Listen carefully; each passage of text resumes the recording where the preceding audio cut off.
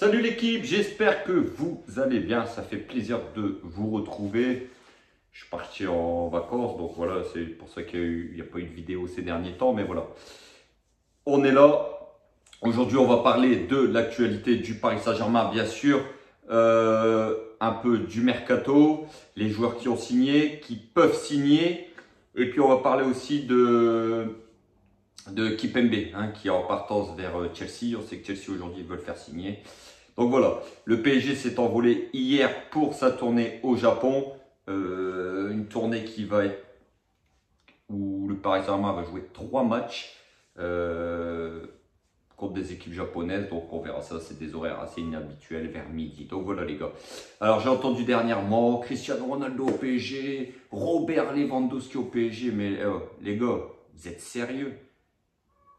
Alors celui qui sort Cristiano, c'est qu'il n'a rien compris.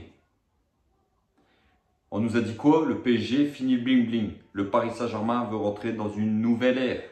Et une nouvelle ère, c'est quoi? C'est miser sur des joueurs à fort potentiel. Plus des mercenaires. On l'a dit, on veut plus de mercenaires au PSG. On veut plus des Ramos. On veut plus des Messi. Voilà, là, ils sont là, on fait avec. Mais on ne veut plus les signer aujourd'hui. Vous comprenez? C'est fini ces joueurs-là. Donc, arrêtez de nous bassiner Cristiano, Robert Lewandowski pour nous vendre du papier et tout le blablabla derrière. Franchement, c'est de la connerie. Il n'y aura pas de Cristiano. Cristiano, aujourd'hui, c'est impossible pour lui qu'il vienne au Paris Saint-Germain. Vous vous rendez compte, jouer avec Cristiano, Neymar, Messi, Kylian Mbappé, c'est impossible. Cette équipe ne peut pas être équilibrée. Déjà là, ça va être compliqué d'équilibrer cette équipe. Mais bon, ça, on a confiance en Galtier et en Luis Campos pour bâtir une belle équipe. Mais voilà, c'est impossible aujourd'hui de jouer avec Cristiano ou Robert Lewandowski. Non, c'est pas possible. Donc voilà les gars. Beaucoup me disent, ouais, le PSG, Luis Campos, ça n'avance pas, le mercato. Ouais, les gars, on n'est que le 17 juillet. Ça va jusqu'au 31 août. Alors oui, on aurait aimé boucler tout, que tous les joueurs déjà de cette équipe-là soient réglée et qu'elle soit carrée et qu'elle s'envole pour le Japon, mais c'est pas possible. On sait qu'aujourd'hui, le mercato est difficile, les tractations sont difficiles. Donc voilà, il faut pas oublier que le PSG a quand même fait signer, les gars, on n'est que le 17 juillet, Nuno Mendes, qui était en prêt, le PSG a levé l'option d'achat de 40 millions d'euros. Vitinha, où on a vu pour le premier match amical du Paris Saint-Germain contre Quevilly, victoire 2-0 du Paris Saint-Germain, on a vu qu'il était à l'aise au milieu de terrain, qu'il était à l'aise techniquement surtout.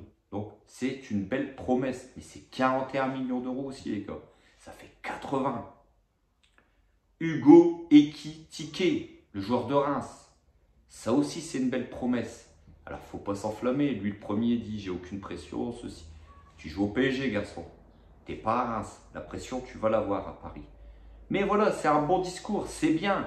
On a un jeune de 20 ans, un Français en plus, qui s'affirme, qui veut prouver. Pourquoi pas? Avec Kylian, ça peut faire un joli duo.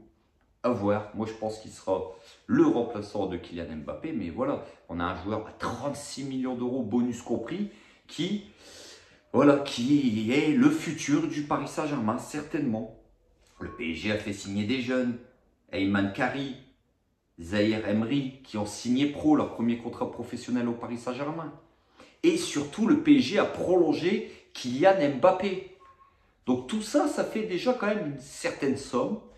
Le PSG a beaucoup de mal à vendre. Ça, c'est le gros problème aujourd'hui du Paris Saint-Germain. C'est que le PSG a énormément de mal à vendre.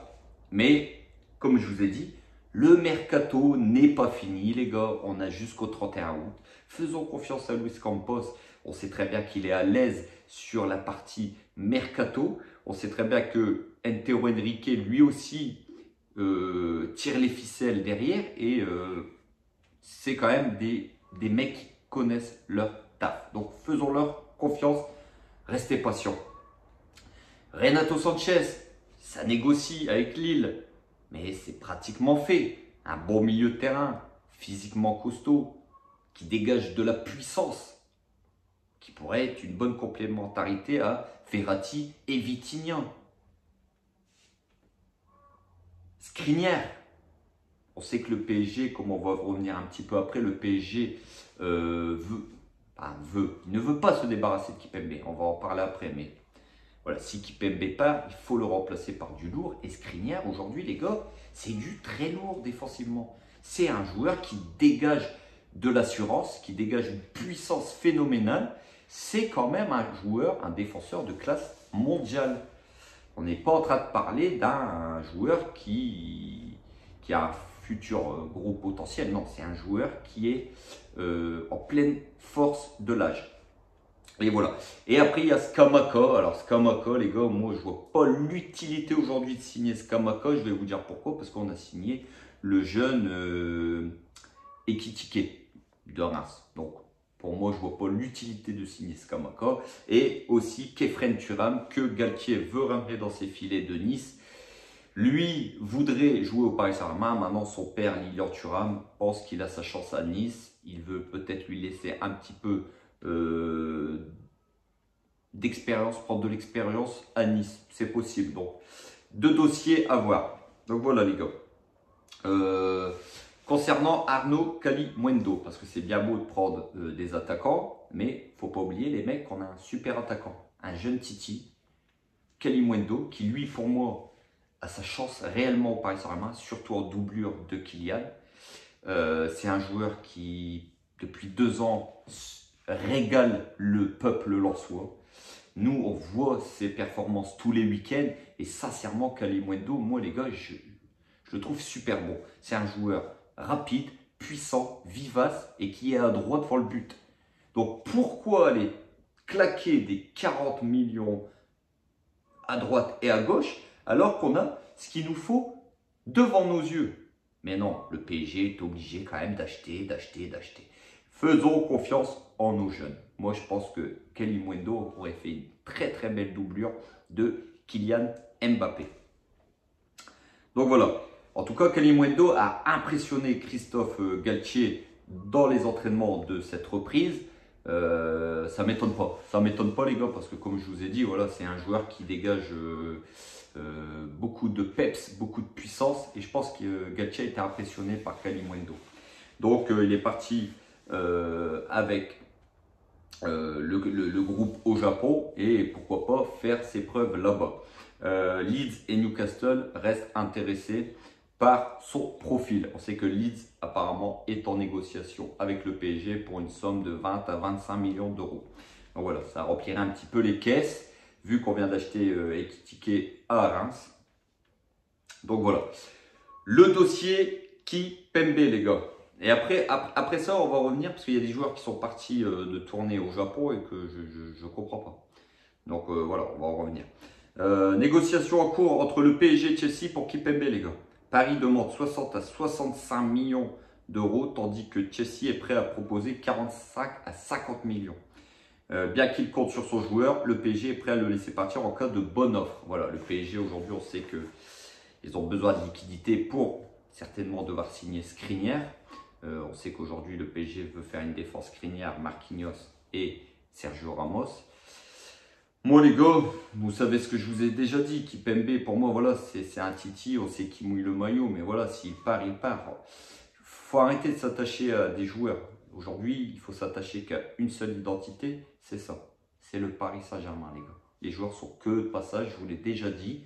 Si Kimpembe part, bah, on lui souhaitera bonne chance et une jolie aventure dans son nouveau club. S'il reste, on le soutiendra et on sera à fond derrière lui parce qu'on sait que c'est un joueur bien sûr qui mouille le maillot, mais on sait aussi que c'est un joueur qui n'est pas sûr tout le temps dans les gros rendez-vous et qui fait beaucoup d'erreurs. C'est un boucher, de temps en temps il pète les plombs, ça découpe et voilà, il passe souvent à travers quand même quand le PSG se fait humilier en Ligue des Champions. Il est souvent aussi dans les responsables.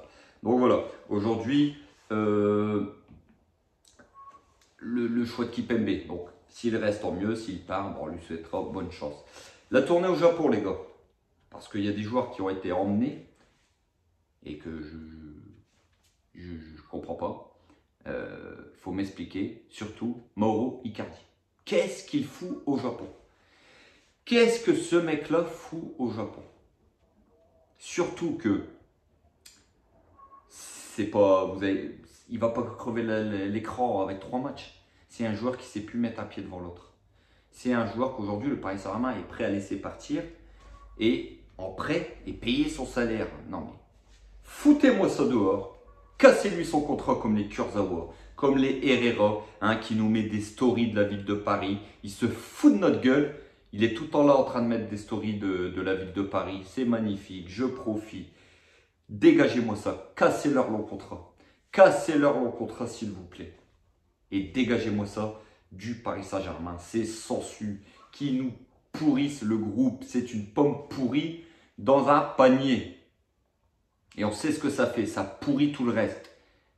Les Icardi, les Wijnaldum, les Herrera, les Draxler, les Kurzawa, tout ça dehors. Et Wijnaldum qui nous sort quoi? Il est surpris de ne pas être dans la tournée au Japon, les gars. Il est surpris, le mec. Vous vous rendez compte, ce mec-là, aujourd'hui, est surpris de ne pas être dans la tournée au Japon. Avec les prestations qu'il a fait la saison passée. Des prestations nullissimes.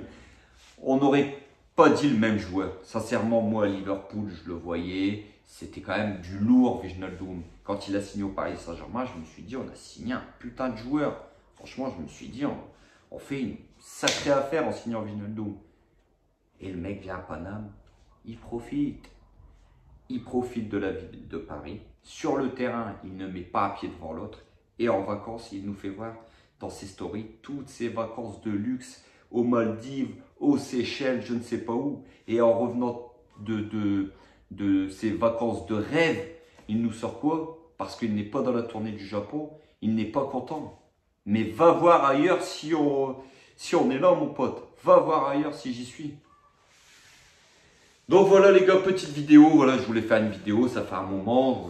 Comme je vous ai dit, j'étais en retour de vacances, une longue semaine. Et ça fait énormément plaisir de vous retrouver. Pour ceux qui ne sont toujours pas abonnés, comme d'habitude les gars, n'hésitez pas à vous abonner si la vidéo elle vous a plu. Pour tous les autres, likez en masse les gars. Pouce rouge, pouce bleu, pardon, pouce bleu. Et on se retrouve bientôt bien sûr pour une nouvelle vidéo sur l'actualité du Paris Saint-Germain. Sur ce, passez une très bonne soirée. Comme d'habitude, prenez soin de vous, prenez soin de vos proches, votre famille. Et n'oubliez pas, ici c'est Paris. Et Paris est magique ma gueule. Ciao l'équipe.